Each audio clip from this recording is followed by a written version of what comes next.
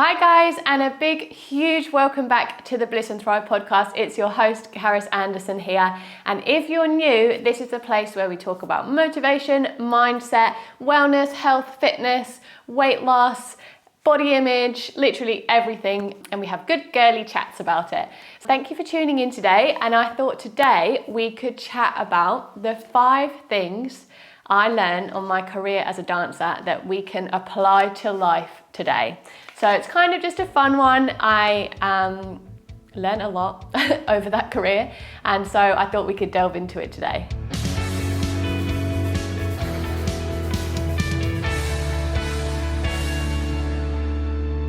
So many of you may know, or some of you maybe don't know, that before I was a personal trainer and a coach and doing everything I do now, I was a professional dancer for 10 years. It was an incredible 10 years. And I learned a lot over that time, and I can look back now from being, so wise in my 30s, look back to like Caris in my 20s, and I just feel like, if only I could tell myself a few things. So this list is kind of like things that I wish I knew back then, and I kind of learned now from that experience, but also some like little tricks that I used as a dancer that we can use in our day-to-day life, and that I do use as well. So the first one, this actually, I can't take credit for this. This was my husband's. We worked together before we were married. He's a singer and I was a dancer, so I was always just like dancing in the background, and he got the spotlight on him. But he came up with this snap. And the snap is to get you out of like whatever bad mood you're in, if you're hungover, if you're tired or whatever, and you use the snap to put on your stage face and you get on with the job and you snap into your stage persona and your stage personality. Because of course, when you're on stage, you have to be like times 100 of your normal personality. And sometimes I use this now. I use it a lot in normal life. So, in the morning, sometimes if I'm not having the most energetic morning, I've kind of sat down, put the telly on, had a cup of coffee. I need to use the snap to get up and get going and put on my game face for the day. Sometimes if I'm recording a video or a podcast or a workout or something, and I'm kind of like, not feeling it today, because that happens, I use the snap to get my game face on and get going. So I love this little trick. We used to do it in the wings. We used to just be like, snap. And I had another friend that we worked with, and she used to work for Disney. She did the shows at Disney, which are amazing. And she used to put on her Disney face. It's like, Disney face, let's go. So whatever it is, you just have to jump into that mindset, kind of change your state and just go. And I think the snap is a really useful one. So take it or leave it. Take that with you and use the snap today if you need to do a workout or whatever it is you need to do. The next one, number 2, act confident and fake it till you make it. Let me tell you a little bit about my dance history. I started ballet when I was very little, like most girls do, but I peed myself in ballet class, and I can literally remember this day. It's scarred on my brain, and I was so embarrassed that I didn't want to go back. So I didn't get back into dancing until I was about 12, I want to say. So which, if you know, that is so late for a dancer. But I had a good teacher, and she kind of saw something in me, and she kind of said, well, I think you need to get back into ballet. I think you need to do tap. I think you need to do this, that, and the other. And I was like, okay, let's go for it. I'm sure my parents were like, oh, okay, that's going to cost a lot of money. But I was, 12 years old and determined. I worked hard throughout my teen years. People wanted to go out on a Tuesday night, and I was like, no, I've got to go to ballet. And they were like, what? Why have you got to go? Because I want to be a dancer. I had to work a bit harder than the girls who'd stuck with ballet from when they were younger. So I managed to get into dance college, but I was super behind everyone. I could not tap to save my life. I was in baby tap. I just couldn't tap. I tried. I was kind of a natural dancer. I had a natural elegance and poise, so I could get through ballet even though I had terrible technique. I could fake it with ballet pretty good until I had a really good ballet teacher, and then they would just see straight through me. But anyway, point of this story is, after I finished college, I can remember going to an audition. One of my first auditions, I think it was for a cruise ship. Getting right down to the end, through like hundreds and hundreds of girls in the room, getting right down to the end, and there was like 6 of us, maybe, and they're like, okay girls, like we're gonna pick who we want now. Go put your tap shoes on and we just wanna see a time step. And I was like, oh shit. So we went and put our tap shoes on, and all these girls, like, you know, proper, been dancing since they were 2, kind of very professional. They just like, time set's a pretty easy move, right? And anyway, I blagged my way through it and I acted really confident. And at the end of the audition, the guy said, that was a really good blag, well done, but we can tell you can't tap, but you did a great job. And I just thought, well, okay, I'm never gonna get through on my technical ability, but what I can do is use everything up here, use my face, use my everything I've got to fake it till I make it and blag my way to the top. And that's what I did for my whole career. I had really bad ballet technique, to be honest, because I started so late.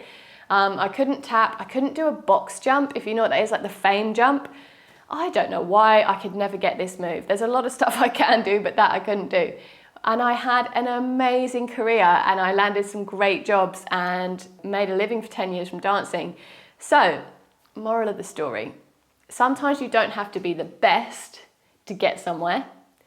You have to act confident, have some confidence in yourself, fake it till you make it, be a good blagger. And you can take that anywhere with you in life.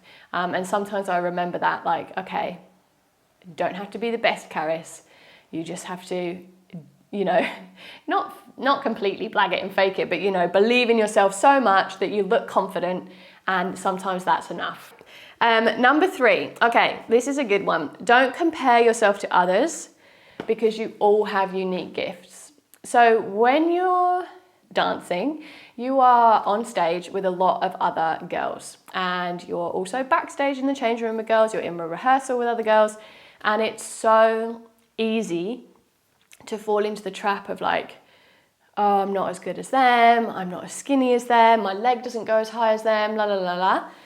But you all have unique gifts and you're there for a reason. So maybe you didn't get picked for that job because you are the skinniest girl or the girl whose leg goes high enough, but you got picked for a reason, and you all have unique gifts. And I have to remind myself of that, you know, throughout life now. Like, don't compare myself to other fitness professionals, other business owners. We all are unique, and there's a reason I'm doing this, and there's a reason it's successful, because I have a unique gift and my journey is not the same as someone else's. So I think that's a really important one that I take away and think about quite a lot. I spent a lot of my career comparing myself to other girls. Because I was quite behind, I had to really hustle. These girls who had been in dance class 5 times a week since they were 2, you know, didn't have the same amount of work I had to put in. And so I've taken that with me. We all have unique gifts and we're all there for a reason. Okay, number 4, don't sweat the small stuff. Don't get hung up and caught up in petty little things, and don't wish your time away. This is kind of like 2 in 1. But when I think back, especially towards the end of my career, there were so many little like politics things that I got caught up in within the cast, or you know, like arguments I would get into with people, disagreements, or like I'd take a stand on something, and I look back now and I think, bloody hell, that did not matter. But it matters to you at the time so much because that's your whole little world. If I could go back now, I'd put a hand on my shoulder and I'd say, Caris, like, pick your fights. This is not worth it. Rise above it. Don't sweat the small stuff. Go and enjoy yourself.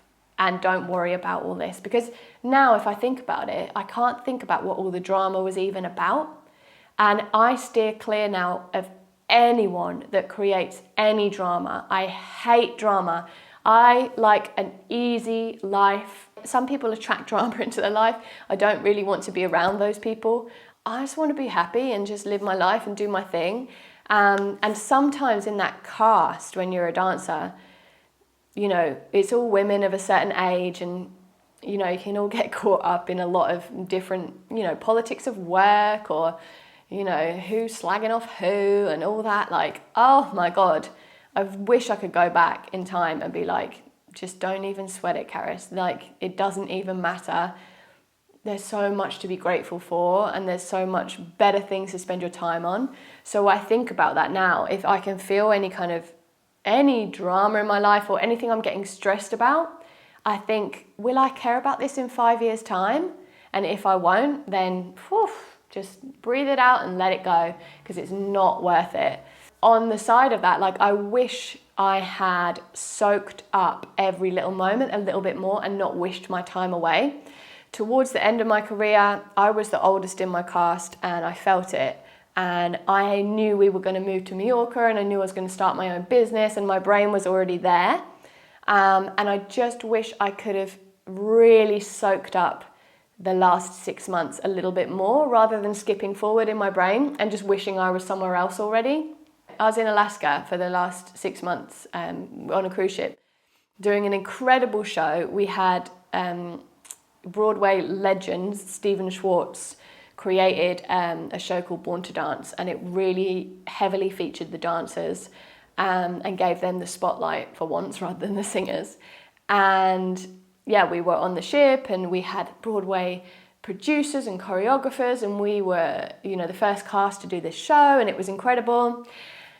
And yeah, we were in Alaska, which is one of my favorite destinations because the nature is unbelievable. And I can remember spending quite a lot of that time wishing I was already off the ship and being like, I'm done with ships, I'm done with dancing, I'm done with this career. But if I could just go back now, put a little hand on my shoulder, I'd say, Karis, just soak it up. And I use that now when I think about, my daughter. She's 16 months now. Like, never go, oh, it'll be so nice when we can do this. Or, even, coming out of lockdown, like, oh, I can't wait until this happens. Try my best to just like soak every moment up of everything and be in the moment and not look ahead too much, because that's something I definitely do. I get really caught up in, I'm very excited about stuff, and I have kind of an entrepreneurial brain, which is always wanting to create and always wanting to like look forward and grow and do this and do that. And I have to remind myself to like be in the moment, be present, soak it up, because these are the days. And I've said this before in the podcast, but like, there's no dress rehearsal for life. Like, this is it. You're in the show right now. So soak in every moment. And that's something that I definitely learn and try and take forward with me. All right, then the last one, the fifth thing, is to not worry about what other people think about you. And I was chatting to a client the other day, and she was listening to a podcast, and she heard this, and I'm going to share it with you. It was, you're not worrying about what you think about you. You're not worrying about what other people think about you. You're worrying about what you think other people are thinking about you. Think about that for a second. Like, that is a load of bloody rubbish. I spent so much of my career being insecure about my talent because of my background as a dancer, and because I was fighting to stay up there with, the girls who'd had, proper ballet training, etc. It took me until my final show. We went to the crew bar after my final show, and a member of the crew said that me and the cruise director come and watch you in the show, and we just watch you. You're his favourite. He loves to watch you perform. And I was like, what? In my head, I thought I was the worst on stage. I went through my whole career going, I'm just so grateful to be here. I know I'm the worst on stage, but just keep working, and I'm just grateful to like be up here with these girls. I never imagined in a million years that I would be the person on stage that people would be watching. And that makes me really sad to think about that now. I was just a bit of a shit to myself, if I'm honest. And I've talked about this in the podcast before, and this is the whole part of my journey, that I've gone from very negative thinking and worked on my mindset a lot over the years. But even towards the end of my career, when I thought I'd worked on my mindset quite a lot, there was still that lingering there, that I was just in shock that someone could be watching me and someone could be enjoying my performance more than someone else's. It really struck me, because I was like, oh shit. I have wasted so many years in not believing in myself. What if I'd believed in myself? Where could I have gone? What could I have achieved? What could I just freed my mind from, And I said to myself, I remember having this conversation with my husband, moving into a new career now and starting a business, I never want to not believe in myself in the same way that I did when I was a dancer, and worrying about what you think other people are thinking about you. And I must admit, sometimes it doesn't always go to plan. I still worry about what people think about me, or what I think people are thinking about me. I still second guess myself. I still have imposter syndrome. I still feel like, who the hell am I? Like, who's going to be watching me? Who's going to be listening to me? This February, we kicked off another round of my program, Sweat It BOOTCAMP, with nearly 100 women in it. And that's no accident.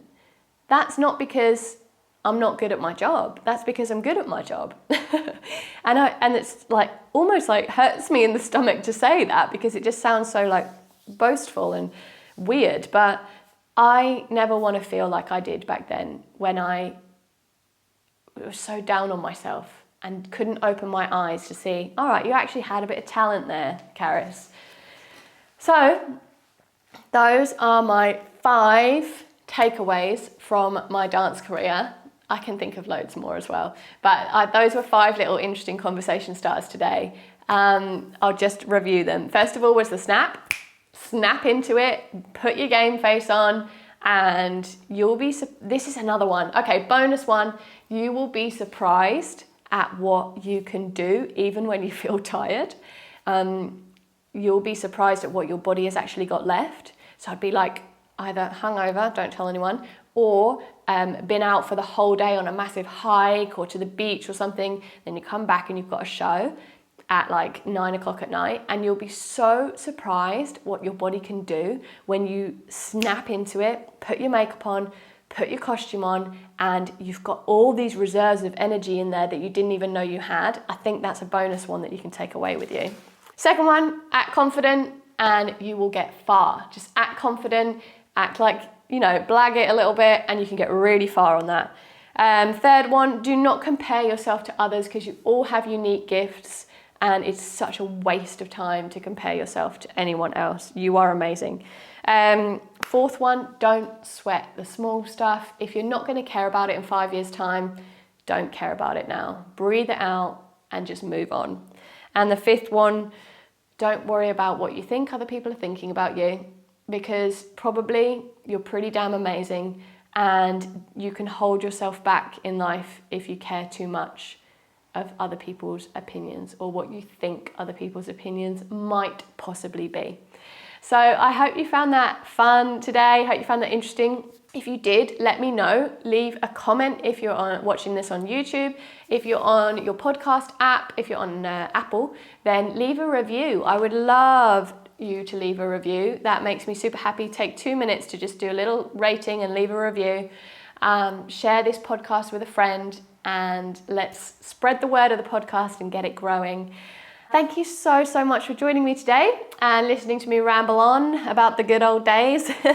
If you have any more questions about anything that I came across as a dancer and in my dance career, if you find it interesting, we can delve into some more stuff if you want. Or if you're like, Karis, stop banging on about it, then I will change it up. But it's all down to you, you lovely listeners. So once again, thanks so much for tuning in, and I will see you in the next episode.